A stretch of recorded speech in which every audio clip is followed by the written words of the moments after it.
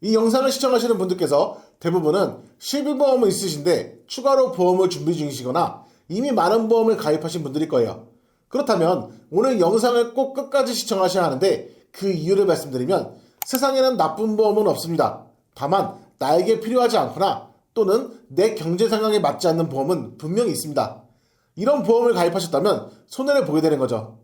그렇기 때문에 제가 오늘 시청자분들의 손해를 최소화하기 위해서 실비가 있다면 불필요한 보험 5가지에 대해서 말씀드리려고 합니다.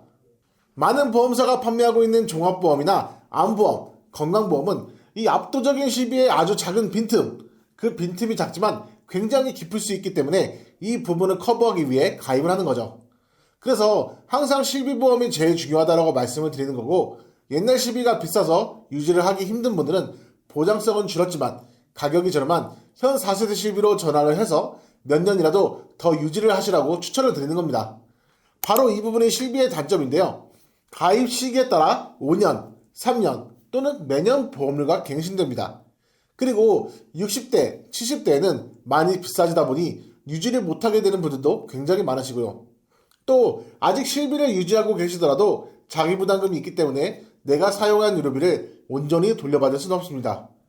그래서 실비에 추가적으로 3대 진단비, 수술비 등의 보험을 준비하시는 건데 추가로 가입할 수 있는 특약이 100가지도 훨씬 넘다 보니 쓸데없는 특약까지 전부 넣어서 과하게 가입하시는 분들이 너무 많아요. 특약 하나하나 보면 이건 혹시 모르니까 가입하고 저건 설계사가 추천하니까 이건 저렴하니까 이건 내 친구가 이 수술을 했었으니까 넣고 이렇게 마치 넣을수록 이득을 보는 것처럼 모든 특약을 전부 넣으시는 거죠. 하지만 실제로 과한 보험료는 보험의 중도 해지로 이어질 수 있고 이렇게 과하게 준비했다가 감당이 안 돼 해지까지 하게 된다면 행복하고 편한 노후는 기대하기 힘들 겁니다. 그렇기 때문에 이런 불필요한 지출을 최대한 줄이기 위해서 실비가 있다면 넣지 않아도 되는 정말 불필요한 특약에 대해 핵심 내용들을 하나씩 알려드리도록 하겠습니다. 2번, 수술, 통원, 약제비, 물리치료, 도수치료, 주사치료 등 실비보험은 안 되는 것 빼고 다 보장하는 포괄주의 형식인데 안 되는 것들은 질병이나 상해, 이런 치료 목적과는 무관한 비용들, 의사의 처방 없는 약품이나 건강검진 비용, 또는 외모 개선 목적의 성형수술이나 임신, 출산, 비만, 유실금이나 이런 한방치료 항문질환 등의 급여항목에 대해서만 보장합니다. 이렇게 정해진 것 빼고는 다 보장하는 게 실비보험이니 매우 중요한 보험 중에 하나인 거죠. 다만 실비보험도 단점은 존재하는데 실비의 최대 단점 중 하나는 매년 갱신을 통해서 보장받고자 하는 시기까지 계속해서 납부를 해야 합니다. 그리고 1세대 실비 및 2세대 실비를 가지고 계신 50대, 60대 분들은 이번에 갱신이 되는데 실비 보험료로 3만원 내고 있던 게 10만원이 된다고 하더라, 15만원이 된다고 하더라, 이렇게 갱신 보험료가 부담돼서 문의 주시는 분들이 상당히 많고, 이러한 일이 생기는 이유는 1세대 실비, 2세대 실비, 3세대 실비는 판매를 종료했으며 손해율이 다 다를 수밖에 없고요. 가입자가 없으니까 가입자들의 평균 나이는 계속해서 올라가고 나이가 많아지면서 병력도 많아지고 이렇게 되면 청구량이 늘어나게 될 거고요. 그럼 내가 건강해서 가만히 있어도 남들이 몇십에서 몇백씩 청구를 하기 때문에 손해로 관리를 위해서 보험료가 다 같이 올라가는 구조입니다. 3세대 실비는 자기부담금이 어느 정도 있지만 1세대 실비는 이번 시에 자기부담금이 0원이죠. 그러니까 부담 없이 청구를 더 많이 하시게 될 겁니다. 그러니 1세대 실비 가입자분들은 남들보다 보험료 갱신폭이 더 클 것이고요. 13년도 이후 2세대 실비 가입자는 어차피 15년 뒤에 자동적으로 그 당시 존재하는 실비로 바뀌게 됩니다. 현 4세대 실비는 5년 뒤에 자동적으로 그 당시에 존재하는 실비로 바뀌게 되고요. 현재 추세로 봤을 때 5세대, 6세대 실비는 자기부담금이 더 올라갈 것으로 예상이 됩니다. 그렇기 때문에 실비보험과 같이 종합보험을 가입해서 암, 뇌, 심장, 3대 진단비와 수술비, 항암치료 특약, 이식수술비, 배상책임 등 여러가지 특약들을 노후를 위해서 같이 준비하시는 건데 단 실비보험이 있으신 분들이라면 굳이 가입하실 필요 없는 특약들이 몇 가지가 있습니다. 오늘 영상에서는 이런 불필요한 지출을 최대한 줄이기 위해서 실비가 있다면 넣지 않아도 되는 정말 불필요한 특약들에 대해 핵심 내용들을 하나씩 알려드리도록 하겠습니다. 바로 시작할 테니 구독과 좋아요 한 번씩 부탁드리겠습니다. 실비가 있다면 불필요한 특약 첫 번째는 입원비 특약입니다. 주로 질병 입원 일당과 상해 입원 일당으로 나눠지는데요. 가격을 먼저 살펴보고 왜 불필요한지를 나눠보도록 하겠습니다. 질병, 상해 입원 입당 중 질병 입원 입당 보장금액 3만원으로 예를 들었을 때 50세 남성 기준 35,673원이고 20년간 총 납입보험료는 850만원이 넘는데요. 차라리 암진단비 같은 큰 질병에 더 투자하시는 게 더 낫다고 보는데요. 입원비 3만원 없다고 해서 경제적 위험이 오질 않죠. 비슷한 금액으로 암진단비 1,000만원을 더 가입하셨다면 나중에 암진단을 받으셨을 때 1,000만원이 있고 없고는 큰 차이가 발생할 수 있습니다. 게다가 또 한 가지, 우리가 사용한 입원비는 실비보험에서도 보장해주고 만약 내가 장기 입원을 하더라도 장기부담금을 제외하고 다 돌려받을 수 있는 거죠. 그것도 연간 5천만원이라는 큰 한도로 보장받을 수 있습니다. 4세대 실비는 1년마다 리셋하게 되기 때문에 입원비로 올해만 5천만원을 썼어도 내년에 어차피 또 5천만원 한도를 쓸 수 있으니까 굳이 보험료가 부담되는 입원 일당을 넣을 필요는 없습니다. 실비가 있다면 불필요한 특약 두 번째는 암수술비 특약입니다. 암수술을 하게 되었을 때 1천만원을 받기 위해 내야 하는 돈이 27,020원이고요. 암진단비 1천만원을 받기 위해 되는 돈이 17,980원입니다. 두 보장이 같은 1,000만원이어도 암수술비가 더 비싼 건데 이유가 아예 없는 것은 아닙니다. 암진단비는 1회만 보장되지만 암수술비 같은 경우에는 수술 1회당 지급이 되기 때문인데요. 그런데 생각해보면 암수술비는 무조건 암으로 인한 수술을 받아야지만 지급되고 암진단비 같은 경우에는 특정 치료가 아니라 암을 진단만 받으면 암진단 자금을 지급받을 수 있습니다. 그런데 암이라고 전부 수술을 할까요? 아닙니다. 수술을 하지 않을 수도 있어요. 방사선 치료를 할 수도 있고 약물 치료를 할 수도 있습니다. 그리고 암 수술을 하면 기본적으로 몸을 절제하고 회복하는 기간이 필요하기 때문에 입원 치료를 하게 됩니다. 입원 치료는 실비보험에서 연간 5천만원 한도로 보상이 되기 때문에 남은 일정 부분의 자기부담금만 부담하면 되는 거고 암수술 비용은 실비보험의 대부분 보상 가능합니다. 만약 내가 암수술을 받았는데 수술비가 3천만원이 나왔다고 가정을 해보겠습니다. 실비는 급여 항목의 세대에 따라 100%에서 80%를 돌려주죠. 100% 보장인 1세대는 3천만원, 90%인 2세대와 3세대는 2,700만원, 현재 4세대는 2,400만원까지 돌려받을 수 있는 거예요. 그리고 덧붙이자면 설령 실비가 없는 분들이라고 해도 암수술비 가입은 권해드리지 않는데요. 암은 국민건강보험공단에서 운영하고 있는 본인 일부 부담금 산정특례 대상입니다. 암으로 인한 급여 치료 비용은 95% 공단에서 지원을 해주는데 실비까지 있으시다면 이중으로 안전장치가 있는 셈인데 굳이 진단비보다 비싼 돈을 내면서 가입할 필요는 없다고 생각하기 때문에 여유가 있으시다고 해도 암수술비보단 진단비를 더 추천드립니다. 세 번째로 실비가 있다면 불필요한 특약은 상해 관련 특약입니다. 2만원에서 3만원씩 내면서 상해보험을 따로 가입하시는 경우를 종종 보게 되는데요. 가입하신 분들 중에 사무직 또는 주부, 위와 같이 위험도가 낮은 직업인 분들도 가입하는 경우를 많이 봤는데요. 사무직종, 간호사, 교사, 사회복지사, 상담사, 종교인, 강사, 판검사, 의사, 공무원, 회계사, 편집자, 아나운서, 간병인, 미용사, 학생 등 이렇게 상해급수 직업 1급수가 나오는 분들은 상해보험을 굳이 따로 가입하실 이유가 전혀 없습니다. 만약에 골절이 됐다고 가정을 해볼게요. 골절 진단비를 넣으면 50만원을 받을 수 있습니다. 그런데 골절되면 무슨 치료를 합니까? 보통 통원으로 물리치료를 하는데요. 그럼 실비로 상해가 다 보장이 된다는 겁니다. 그리고 골절 수술비 50만원 못 받으면 당연히 아쉬울 수는 있지만 그거 없다고 해서 경제적 위험이 오질 않습니다.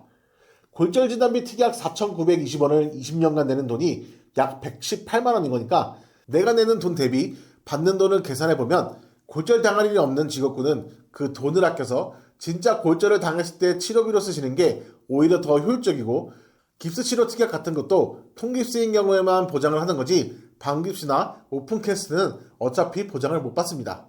또 다른 상황에서 쓸 수 있는 상해 관련 특약은 예를 들어 교통사고가 났다고 가정을 해볼게요. 상대방이 가해자고 여러분이 피해자라면 상대방 자동차 보험으로 다 처리가 되니까 걱정하실 필요가 없습니다.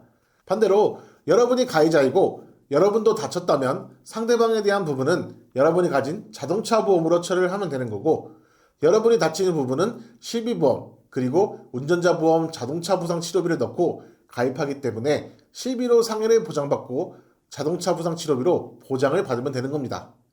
일하시는 중에 일어난 사고는 산재 처리를 하시면 되고 어디서 굴러떨어지거나 넘어져서 상해로 입원도 하고 수술을 할 일이 생기더라도 실비에서 상해로 인한 입원비 또는 수술비를 매년 5천만 원 한도로 보상해주니 굳이 상해보험을 따로 가입하실 이유가 없는 겁니다. 다만 하루 종일 운전을 하셔야 하는 기사분들과 위험에 노출되어 있는 건설 관련 직종분들은 상해보험이 필요할 수는 있지만 그런 직업군이 아닌 분들은 굳이 가입하시는 걸 추천하진 않습니다. 다음 네 번째는 과도한 수술비 특약입니다. 상담을 진행하다 보면 종수술비나 엔드수술비 같은 종합수술비를 적당히 잘 가입한 분들도 많이 계시지만 여기에 추가 수술비 특약으로 일반 상해, 골절, 화상, 암, 유사암, 뇌혈관, 혈성, 충수형, 탈장, 추간판 장애, 질병, 인공관절, 고관절 인공관절 등 나열하기 힘들 정도로 수많은 수술비를 복합적으로 가입한 분들이 있는데요. 이런 경우 특약의 종류가 매우 많아지고 특정 수술을 해야 지급받는 수술비 특약에 많은 비용이 지출되다 보니 정작 가장 중요한 진단비에는 소홀해질 가능성이 있고 저 수술을 다 받으려면 항상 병원에 있어야 할 정도로 모두 보장받을 확률이 희박하죠. 물론 본인의 선택이지만 이게 과연 올바른 선택일까요? 수술비는 어차피 실비보험에서도 보장이 됩니다. 그것도 연간 5천만 원이라는 큰 한도로요. 물론 실비에는 자기부담금이 있고 많으면 30%까지 자기부담금을 부담해야 하지만 그렇다고 모든 수술비를 넣는 게 아니라 1에서 5종 수술비 같은 종합수술비만 잘 가입하면 웬만한 수술의 자기부담금 정도는 커버하고도 남습니다. 1에서 5종은 수술이 관열이든 비관열이든 급여든 비급여든 가리지 않고 보장이 가능한데요. 종별로 대표적인 수술을 찾아보면 1종에는 안검하수나 백내장 수술이 있고 2종에는 대표적으로 대장용종 제거 수술이 있고 3종은 녹내장 관열 수술이나 비교적 가벼운 암 수술들이 들어가기도 합니다. 4종과 5종에는 비교적 규모가 큰 암 수술이나 개복술, 개두술, 개용술 등 큰 수술들이 주를 이루고 있어요. 이외에도 무수히 많은 수술들을 보장하며 심지어 내가 가입할 당시에 약관은 없었던 최신 수술도 나중에 추가가 될 수 있습니다. 그렇기 때문에 과한 수술비 특약들은 반대입니다. 이렇게 가입하시면 안 된다고 딱 잘라서 말씀을 드리고요. 수술비를 넣겠다고 하시면 뇌혈관, 허혈성 수술비, 1에서 5종 수술비 딱 이 정도까지만 가입하시는 걸 추천드린다. 이렇게 기억해 두시면 좋을 것 같습니다. 다섯 번째는 과도한 사망보험금 특약이에요. 여러분들은 살아있을 때 보장받고 치료 또는 생활비로 사용할 수 있는 각종 보험금과 죽고 나서 나오는 사망보험금 이 둘 중에 어떤 게 더 중요하다고 생각하십니까? 물론 사망보험금에 대한 니즈가 있으신 분들이 있을 수 있겠지만 대부분 당연히 살아있을 때가 더 중요하다고 생각하실 겁니다. 중요한 건 내가 살아있을 때 부담을 덜고 치료할 수 있게 도와주는 보험입니다. 질병으로 아프고 상해로 다치게 된다면 병원비도 필요하고 상황에 따라서는 이를 단기 또는 장기로 쉬어야 하는 그런 상황까지 오게 된다면 앞으로 고정적으로 지출되는 치료비와 생활비까지 모두 부담해야 되기 때문에 더 무겁게 느껴지실 겁니다. 그런 금전적인 부담을 덜기 위해서 보험을 준비하시는 건데요.